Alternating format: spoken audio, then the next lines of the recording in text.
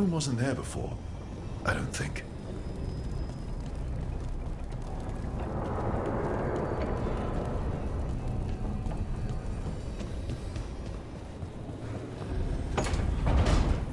Therefore, Harding must have put my pack here.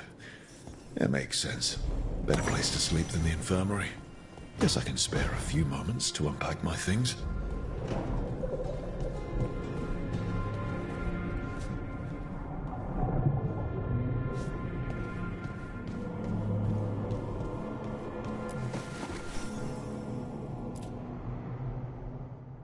Every time I look at this, I can hear that little girl thanking me for saving her village from Darkspawn. She said that since the Grey Wardens didn't have griffins anymore, I could have hers. If I hadn't been there, I'd never have met Varric. And never had to deal with the First Warden complaining I ignored orders.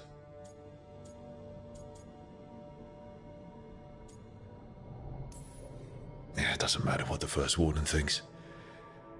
There's a little girl alive today because I attacked instead of waiting for reinforcements.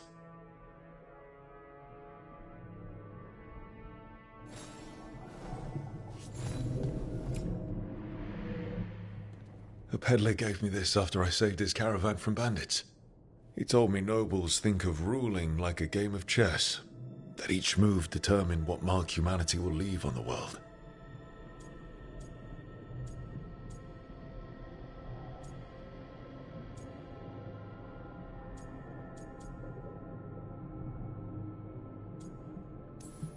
If we don't stop fighting each other and focus on the real problems, it'll be the gods leaving their mark, not us.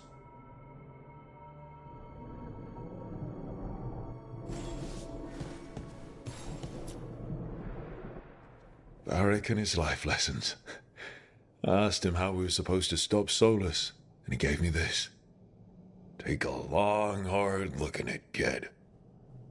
It'll always show the face of a hero who can get it done.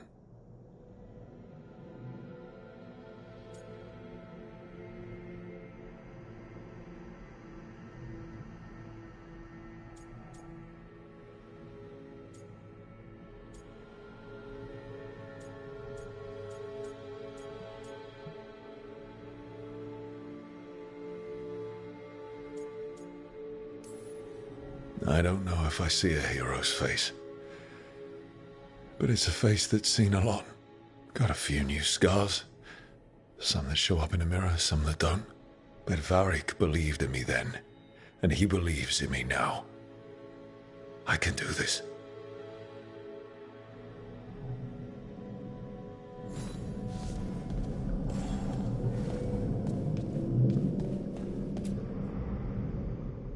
Meditation upon the use of blades. Must have read this thing cover to cover a dozen times during weapons training.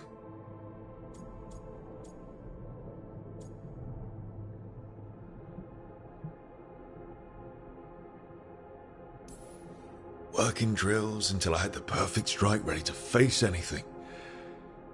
Everything came so easily back then.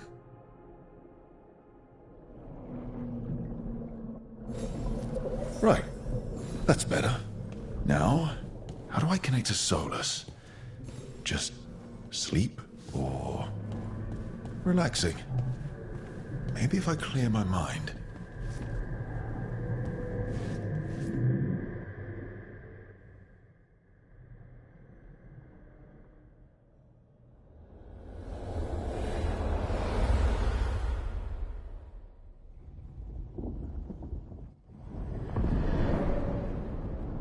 Back so soon. It must have been worse than I had thought. Hello, Dreadwolf. Ah, but perhaps I am mistaken. You may be here to correct me, to tell me that my concerns were unfounded. I am, after all, remembered as the god of lies, treachery, and rebellion.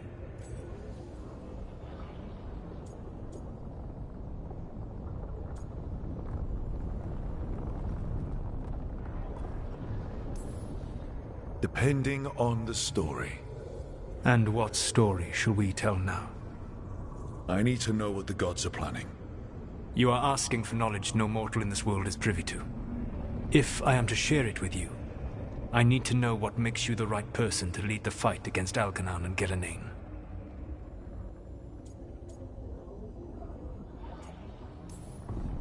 Someone has to do something. I may not be the right person for this job, but I'm the only one left. So your call to action is that any attempt is better than none? Back in the Grey Wardens, I was with a group of recruits outside this village dealing with the Darkspawn incursion. Our orders were to wait for reinforcements, but we knew that by the time they arrived, everyone in that village would be dead. So you led your team of recruits in any way, collapsing the tunnel and saving the village. How'd you know that? You helped Varric pursue me for the better part of a year. It would have been foolish not to learn about who was hunting me. Then you know that if someone has to make a call, I'll do it. I suppose I was not so different when I started. Started what? My rebellion against the Evanuris. The Elven Gods, as you call them. They wish to reclaim their dominion over this world. To accomplish that, they will need two things. First, the Blight. What exists in this world is a bare fragment of its power. The rest is imprisoned, until they release it.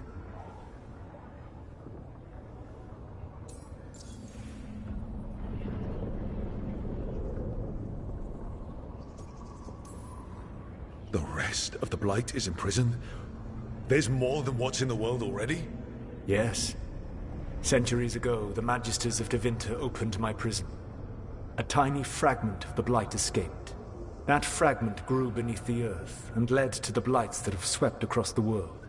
However terrible the Blight is now, it is a mere fraction of what we will see if its full power is unleashed. I don't understand. Elgernon and Gillenane were elves like you, right? Why would they want to blight the world? It is my fault. As the Dread Wolf, I was a thorn in their side. When my efforts weakened their grasp on the Elven people, they grew frustrated, then desperate. And turned to the Blight. Once the corruption took hold of them, they were blind to its horror. It was just another source of power for them. Now they would blight the world without hesitation, and call us backward and foolish for opposing them. The Blight didn't escape with the gods? Algernon and Gillenane escaped largely empty-handed, fortunately. Most of the Blight is still trapped in the prison I created ages ago. So what we saw at that village, that's them not at full strength? Correct.